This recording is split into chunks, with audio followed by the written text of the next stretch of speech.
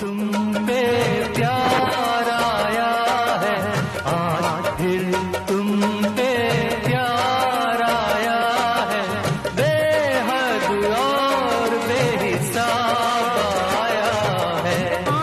फिर तुम पे प्यार आया है, फिर तुम पे प्यार आया है, बेहद और बेहिसाब आया है।